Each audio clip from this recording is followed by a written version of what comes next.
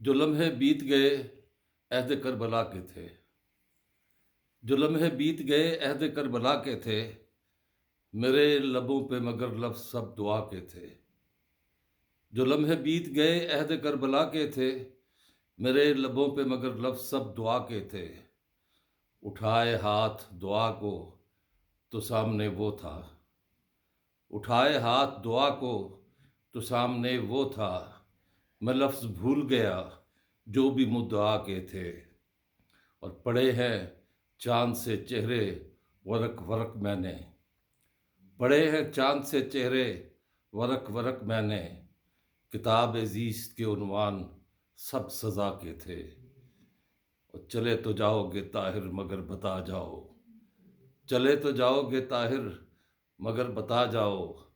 کہ مصلحت کے تقاضے بھی کچھ وفا کے تھے۔ یہ اشعار اس دن کہے گئے جب ذوالفقار علی بھٹو کو عدالتی قتل کے ذریعے شہید کیا گیا۔ بسم اللہ الرحمن الرحیم۔ السلام علیکم۔ طاہر پرواز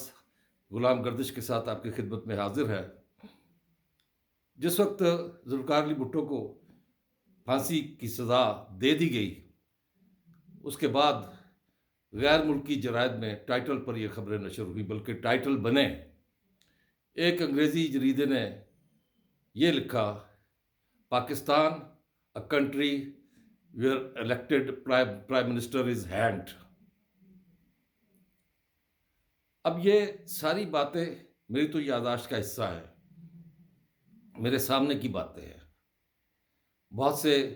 نوجوان ایسے بھی ہیں جنہیں پس منظر یاد نہیں۔ یہ واقعات کچھ اس طرح سے ہے کہ جب ایوب خان کا طویل مارشل لا جیسے تیسے کر کے وہ فیلڈ مارشل بھی اپنے آپ کو ڈکلیئر کر گئے، صدر بھی بن گئے، اور پھر اس کے بعد مرحوم نے جو جس انداز سے محبت نبھائی امریکہ کے ساتھ، اس کا شاخسانہ اور اس کا نقصان ہم اب تک بھگت رہے ہیں۔ اور ان کی کیبنٹ کے ایک وزیر ذوالفقار علی بھٹو، جن کے بارے میں کہا جاتا ہے کہ وہ بہت ان کی عزت کرتے تھے، انہوں نے اس کیبنٹ سے نکلنے کا فیصلہ کیا اور ایک علیحدہ جماعت پاکستان پیپلز پارٹی کا قیام عمل میں آیا، جس میں بڑے سینئر اسٹال وارڈ قسم کے جو لیڈر تھے وہ اس میں شامل ہوئے، اور نوجوانوں میں اس کی بہت پذیرائی ہوئی۔ اس وقت سوشل میڈیا کا دور نہیں تھا، سوشل میڈیا آج کی بات ہے، اور وہ جو پذیرائی تھی وہ سر عام دیکھی جا سکتی تھی۔ کوئی بلٹ پروف ڈائس نہیں ہوتا تھا سامنے۔ جب بھی کبھی مجھے یاد ہے کہ ایک جلسہ ہوا لیاقت باغ راولپنڈی میں، تو اس میں باقاعدہ طور پر جو اکثر آپ نے دیکھا بھی ہوگا کہ وہ ہاتھ سے وہ گرا دیتے ہیں سارے اپنے مائک جتنے بھی سامنے لگے ہوتے ہیں۔ اس میں ایک موقع پر کوئی ایسی بات ہوئی کہ انہوں نے اپنا کوٹ اتار کر مجمع میں پھینک دیا۔ تو ذوالفقار علی بھٹو کی ایک طلسماتی کرشماتی شخصیت آپ کہہ سکتے ہیں کہ وہ لوگوں کے دلوں کے ساتھ چلتے تھے، ان کے نبض کے ساتھ چلتے تھے، اور ان کی نبض پہ ان کا ہاتھ ہوتا تھا۔ ذوالفقار علی بھٹو نے جو پہلا بہترین کام جو کیا وہ یہ کیا کہ انہوں نے جو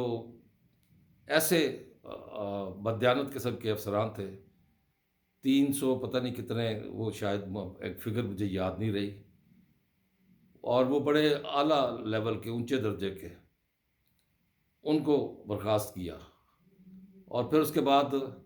ملک میں یہ سلسلہ چلا کہ نعرہ لگا کہ طاقت کا سرچشمہ عوام ہے، سوشلزم ہماری معیشت ہے، اور اسلام ہمارا دین ہے، اور اس پر لوگ سامنے آئے۔ اس تمام صورتحال کو سامنے رکھتے ہوئے یہاں راولپنڈی میں بہت گہما گہمی ہوتی تھی، اور راولپنڈی کے یہ واقعات مجھے ایک لمحے کے لیے یاد آ گئے، اور اسی دوران باقاعدہ مزاحمتی شاعری بھی زور پکڑنے لگی۔ اور جب یہ بھٹو کا کیس جب ہوا تو اس میں احمد رضا قصوری، جس کا منہ دنیا میں بھی سیاہ کیا گیا اور آخرت میں بھی اللہ کرے گا، وہ اسٹیبلشمنٹ کا اعلی کار بنا، اور بھٹو سے جان چھڑانے کے لیے، کیونکہ بھٹو ایک اس حد تک مقبول ہو چکا تھا کہ اسلامی دنیا کی کانفرنس جب کروائی لاہور میں، تو اس میں اسلامی دنیا نے آگے بڑھ چڑھ کر ہمارے ایٹمی پروگرام میں بھی ہماری مدد کی۔ تو بھٹو ایک ایسی سچویشن میں پاکستان کو لے آیا تھا کہ جہاں پاکستان بلا شبہ ایک جسے خالی لفظی طور پر نہیں، ایک ٹائیگر کے طور پر ہی سامنے آتا، اور لیکن یہ بات انکل سام امریکہ کو پسند نہیں تھی، اور باقاعدہ بھٹو کو اس سلسلے میں دھمکی بھی دی گئی، اور جب کوئی دھمکی کارگر نہ ہوئی تو پھر اس کے لیے ایک یہ واقعہ ہے کہ یہ گورنمنٹ ہاسٹل، ایم این اے ہاسٹل ہوتے تھے ایمبیسی روڈ کے قریب، وہاں ایک سی ڈی اے کا ٹینکر گزرتا ہے اور احمد رضا قصوری کے باپ کو ٹکر مار کر مار دیتا ہے۔ اب یہ واقعہ ہے مختصر سا، اور اس واقعے میں یہ کہا گیا کہ جی یہ تو باقاعدہ ایک سازش کے ذریعے اس کو مارا گیا۔ احمد رضا قصوری کا باپ کوئی اتنا بڑا نہ تو سیاستدان تھا، نہ کوئی اتنی بڑی شخصیت تھی، نہ ہی کوئی اس کی فالوورشپ تھی کہ وہ بھٹو کو اس سے نقصان ہوتا۔ ایک لا یعنی سی بات کی گئی، اور پھر اس میں بھٹو صاحب کو لپیٹا گیا کہ یہ سازش تیار ہوئی تھی، اس میں بھٹو کا حکم شامل تھا، اور بھٹو کو جو ہے گرفتار کر لیا گیا، اور یہ گرفتاری تب ہوئی جب ضیاء الحق ڈکٹیٹر نے ملک پر قبضہ کیا، کیونکہ یہ قبضہ کرتے ہیں، یہ جو مارشل لا لگاتے ہیں ڈکٹیٹر جو ہیں، یہ قبضہ کرتے ہیں اور یہ اپنے ہی ملک کو فتح کرتے ہیں۔ جس ڈکٹیٹر نے اس ملک پر حکمرانی کی ہے اس نے ملک کو فتح کیا ہے۔ تو یہ ڈکٹیٹر ضیاء الحق بھی، اس نے پہلے تو بھٹو کو گرفتار کیا، پھر اس کے بعد ان کے پاس چلے گئے مری ریسٹ ہاؤس میں، اور جا کے کہا کہ جناب آپ اگر کہیں جانا چاہیں تو آپ جا سکتے ہیں۔ تو اس پر بھٹو نے تاریخی جملہ کہا تھا کہ میں تمہاری مونچھوں سے اپنے جوتوں کے تسمے بناؤں گا، اور یہ بات اس نے اپنی ذات پر لے لی، اور یہ بظاہر بہت دیندار، خدا خوف، یہ لوگ بہت خطرناک ہوتے ہیں، اور اس نے یہ سلسلہ کیا کہ بھٹو صاحب کو ایک ایسے کیس میں جس سے ان کا واسطہ ہی کوئی نہیں تھا اس میں ڈال دیا، اور پھر ظاہر ہے اس کیس کو منطقی انجام تک پہنچانے کے لیے نہ صرف تذلیل کی گئی ذوالفقار علی بھٹو کی، اور اڈیالہ جیل جو پرانی تھی اب تو نہیں، تو یہ پنڈی کچہری کے بالکل اپوزٹ جو باغ ہے نیا بنا جہاں سینمے بھی ہیں، وہاں پر یہ جیل تھی، وہاں رکھا ان کو، اور پشاور روڈ پر اس وقت سپریم کورٹ ہوتی تھی، جسٹس شاید انوار الحق کا یا اور کون تھے، لیکن اس کی گواہی کون دے گیا؟ وہ ایک پستہ قد، چھوٹے قد کے جج تھے، جسٹس نسیم حسن شاہ۔ انہوں نے کہا کہ یہ ایک عدالتی قتل ہوا ہے اور ہم پر دباؤ تھا۔ دباؤ کس کا ہو سکتا ہے؟ دباؤ صرف اور صرف ضیاء الحق کا تھا، ڈکٹیٹر ضیاء الحق کا۔ اب یہ کیس آج دوبارہ اوپن ہو رہا ہے۔ آصف علی زرداری کی اپیل 11 سال سے یہ وہاں پینڈنگ تھی، اور چیف جسٹس قاضی فائز عیسیٰ نے اس کو سننے کا عندیہ دیا ہے، اور آج جب یہ کیس سنا جائے گا تو توقع تو یہ تھی کہ اس کیس کو باقاعدہ طور پر براہ راست نشر کیا جائے گا، تاکہ ججوں کے بارے میں جو ریمارکس آئیں وہ بھی سنے جائیں، اور ذوالفقار علی بھٹو کے بارے میں جو باتیں کی جائیں وہ بھی سنی جائیں، اور شواہد بھی سامنے لائے جائیں، اور جو جھٹلا رہا ہے وہ بھی سامنے آئے، لیکن ایسا ہوتا نظر نہیں آتا، کیونکہ اس میں حالانکہ بلاول بھٹو نے بھی اس میں کوشش کی ہے، اپیل کی ہے کہ اس کو لائیو دکھایا جائے۔ میری تو خواہش ہوگی کہ یہ لائیو ہی دکھایا جائے، کیونکہ چھپ کر جو بھی کام ہوتا ہے وہ دیانتداری سے نہیں ہوتا۔ اب اس میں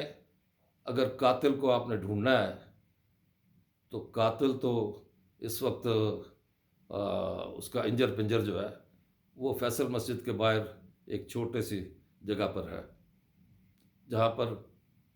دن کے وقت اور رات کے وقت اکثر جانوروں کو دیکھا گیا ہے۔ تو قاتل کا انجام بھی بہت برا ہوا۔ ظاہر ہے دباؤ میں اور کسی کا دباؤ نہیں ہو سکتا، یہ کوئی ایسی کھیل نہیں تھا، نہ ایسی کوئی چیز تھی جس کے بارے میں یہ بددیانت جج جنہوں نے یہ فیصلہ کیا، ان بددیانت ججوں کو بھی کٹہرے میں لانا چاہیے۔ اگر وہ دنیا سے چلے گئے تو ان کے نام کے ساتھ بددیانت کا لفظ آنا چاہیے، اور ضیاء الحق کو سزا بس اتنی ملنی چاہیے کہ اس کی یہ جو یہاں پہ نشانی قبر بنا نما ہے، یہ یہاں سے اکھاڑ کر کہیں اور لے جائی جائے۔ یہ اس چیز کا اہل نہیں تھا کہ جہاں چاہو قبر بنا لو۔ یہ سزا اگر سپریم کورٹ دے سکتی ہے تو پھر تو انصاف ہو سکتا ہے، اور اگر نہیں دے سکتی